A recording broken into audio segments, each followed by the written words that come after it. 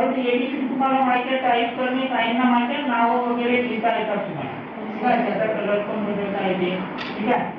इथं कॅटेगरी हा सुरुवातीला फॉन्ट असतो, ठीक आहे.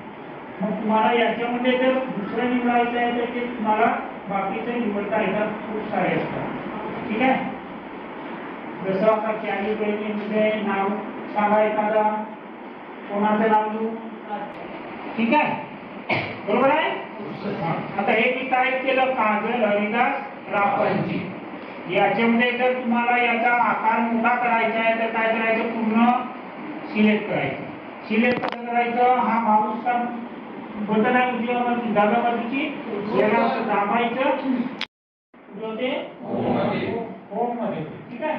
आता आपल्याला काय करायचं, हे सेव्ह करायचं आहे, तर फाईल वर जायचं आणि काय करायचं, सेव्ह करायचं. दिसत आहे सगळ्यांना, सेव्ह करायचं, ठीक आहे. सेव्ह करायचं. मग तुम्हाला निवडायचं आहे की कुठे तुम्हाला ते सेव्ह करायचं, कोणत्या फोल्डरमध्ये, ठीक आहे. कोणत्या फोल्डरमध्ये पाहिजे, डेस्कटॉपवर पाहिजे की कोणत्या, तुमच्या नावाचं जर फोल्डर करायचं आहे तसं तुम्ही काय करू शकता, इथे ब्राउज करायचा. ब्राउज केल्यानंतर मग इथे तुम्ही काय करू शकता, क्लिक केलं तर न्यू, ठीक आहे.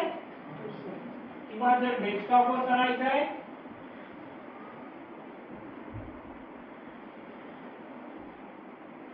इथे डेस्कटॉपवर जायचं.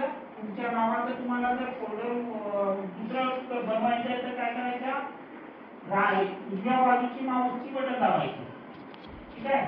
माऊसची बटन दाबायची, इथे काय आलं, न्यू मध्ये फोल्डर निवडायचं, ठीक आहे. फोल्डर निवडायचं आणि फोल्डरला काय द्यायचं, नाव द्यायचं.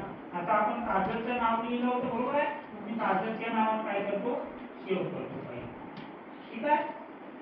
हा काजलच्या नावाचा काय बनला, फोल्डर. हा एक माझ्या नावाचा फोल्डर आहे, दिसत आहे, मी माझ्या नावाचा फोल्डर बनवला, ठीक आहे. आता काजलच्या नावाचा फोल्डर बनवला.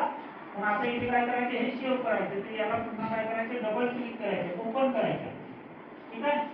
नाहीतर आता जर आपण सेव्ह केलं तर कुठे होईल, इथे होईल. आपण काय करायचं, याला ओपन करायचं. एक तर डबल क्लिक करा किंवा इथे ओपन क्लिक करा, ठीक आहे.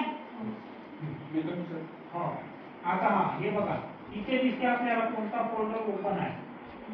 हा जो आहे इथे, तर कोणत्या नावाने ते इथं दिसतो, ओपीएस डेस्कटॉप आणि काजल. म्हणजे आता ही जे फाईल आहे हे कुठं सेव्ह होईल, या काजल नावाच्या फोल्डर मध्ये काय होईल, सेव्ह होईल, ओके. आणि याच्या अगोदर जर केलं असतं तर कुठे झाली असती, डेस्कटॉपवर झाली, ठीक आहे. मग काजलच्या फोल्डर मध्ये काजलच्या नावानं काही, हे काय आहे, फाईलचं नाव आहे, file name, okay. File name आहे आणि फाईल नेम मध्ये तुम्ही जे काही टाकायचं आहे तुम्हाला ते तुम्हाला इथे टाईप करून बदलवता येतं. आता समजा हा नाव बदलवायचं आहे, ठीक आहे. जसं मी आता करतो काजल रापंजी, ठीक आहे. त्या नावाने ते काय होईल, फाईल सेव्ह होईल. आता इथे मी काय करतो, सेव्ह करतो, ठीक आहे. आता मी याला क्लोज करतो, क्लोज करू, केलं, फाईल क्लोज आहे. मग आता ती फाईल तुम्हाला काय करायची आहे, शोधायची आहे. तुम्हाला 8 दिवसांनी 4 दिवसांनी 1 महिन्याने काय करायची आहे, ओपन करायची आहे, शोधायची आहे. तर मग काय करणार, तुम्हाला ते लक्षात आहे की काजल नावाचं काय आहे, फोल्डर कुठं आहे, डेस्कटॉपवर, ओके. मग या फोल्डरला ओपन करायचं आणि ती जी आपण काजल रापंजीच्या नावानं फोल्डर सेव्ह केली होती फाईल आलेली आहे ते, आणि याला काय करायचं, ओपन करायचं.